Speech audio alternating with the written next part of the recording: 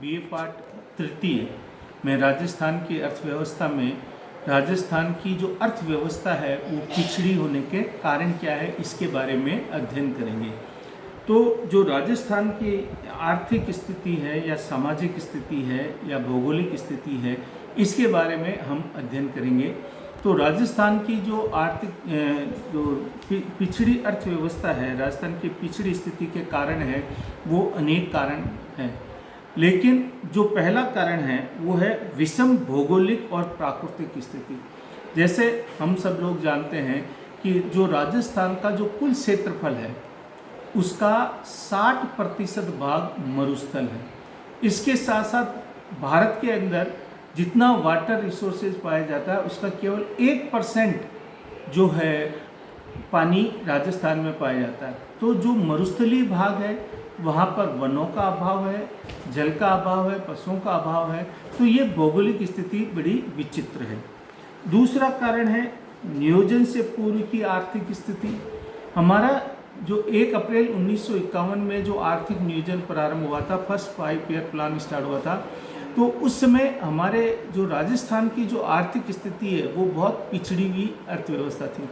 तो आज हमारा जो संपूर्ण राजस्थान 1956 के अंदर बना, जो अजमेर जो पूर्व में महाराष्ट्र के अंदर आता था उसका राजस्थान में विलय किया गया। तो ये जितने भी अगर हम देखते हैं धौलपुर, भरतपुर, डूंगरपुर या कोई ऐसे ज़िले हैं जो बहुत पिछड़े हुए हैं, तो नियोजन पूर्व भी जो राजस्थान की आर्थिक स्थिति है वो बहुत कमज़ोर थी। इसका कारण क्या था कि पहले पूर्व में मुग़लों के समय यहाँ पर जब भयंकर हमले हुए, जिससे न केवल हमारी सांस्कृतिक धरोहर बल्कि हम आर्थिक दृष्टि से भी जो राजस्थान है वो एक बहुत वीरों की भूमि रहा है। यहाँ पर कोई अधीनता स्वीकार नहीं करने की स्थिति रही है, तो उनका कई आक्रमण हुए, वो झुके नहीं। बली सभ्यता संस्कृति कुछ हद तक नष्ट हुई, लेकिन जो हमारा स्वाभिमान है वो बना रहा। तो यहाँ पर जो राजा महाराजा हैं उनकी जो आर्थिक स्थिति इतनी, जैसे कुछ राजघराने हैं जैसे जयपुर है, जोधपुर है या उदयपुर है, वो राजघरानों की आर्थिक स्थिति आज भी सुदृढ़ है और पहले भी थी, क्योंकि इन्होंने मुगलों की अधीनता स्वीकार कर ली। लेकिन जो दूसरे हैं जैसे उदयपुर है, चित्तौड़ है, इन रियासतों ने मुगलों की अधीनता स्वीकार नहीं की। यहाँ पर अनेक हमले हुए जिससे उन राज्यों जो राजा महाराजाओं का शासन है उनकी आर्थिक स्थिति बड़ी दयनीय रही। तो राजस्थान आर्थिक नियोजन से भी बड़ा पिछड़ा हुआ राज्य है। फिर है जनसंख्या की ऊंची दर। जो राजस्थान है यहाँ पर शिक्षा का अभाव होने के कारण, यहाँ जागरूकता का अभाव होने के कारण जनसंख्या वृद्धि बहुत ज़्यादा है। तो 2011 में जो जनगणना हुई थी उस समय राजस्थान की जो जनसंख्या की वृद्धि दर 21.8% थी, जो भारत की जनसंख्या वृद्धि की दर से देखें तो ये बहुत ही ज़्यादा है। इसके साथ साथ वित्त का अभाव। जो राजस्थान है वो प्रारंभ से ही आर्थिक दृष्टि से पिछड़ा राज्य रहा है, तो यहाँ पर कृषि संभव नहीं हुई, मतलब असंभव सी बनी रही, क्योंकि 60% मरुस्थल है और वहाँ वर्षा का अभाव है और वहाँ थार थार का मरुस्थल पाया जाता है, वहाँ उपजाऊ भूमि नहीं है।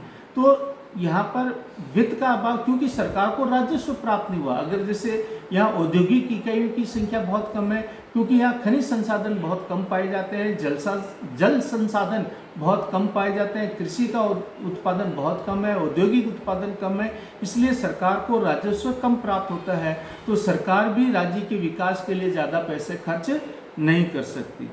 इसके साथ साथ जो आर्थिक नियोजन का कमज़ोर रहना, तो जो राजनीतिक दृष्टि से अगर हम देखें तो यहाँ पर जो हमारे MP मेंबर ऑफ पार्लियामेंट है उनको कभी ऊंचा मंत्रालय नहीं मिला। जैसे अगर हम बिहार की बात करें तो ज़्यादातर रेल मंत्रालय है जो भारत सरकार को सबसे अधिक राजस्व कमा कर देने वाला जो डिपार्टमेंट है वो ज़्यादातर बिहार के अंदर रहा। तो आज बिहार के अंदर देखें तो एक तरह से जितना सड़कों का जाल नहीं उससे अधिक रेलों का जाल है, जबकि राजस्थान में इन चीज़ों का अभाव। तो कमज़ोर आर्थिक नियोजन प्रक्रिया कमज़ोर रहने के कारण भी राजस्थान आर्थिक दृष्टि से पिछड़ा हुआ राज्य है। इसके साथ साथ सामाजिक कारण, जो यहाँ राजस्थान है वो शिक्षा का अभाव होने के कारण यहाँ सामाजिक रूढ़ियाँ बहुत ज़्यादा पाई जाती है। यहाँ पर बच्चों की शिक्षा पर इतना खर्च नहीं करेंगे, लेकिन मृत्यु भोज पर बहुत ज़्यादा खर्च करेंगे।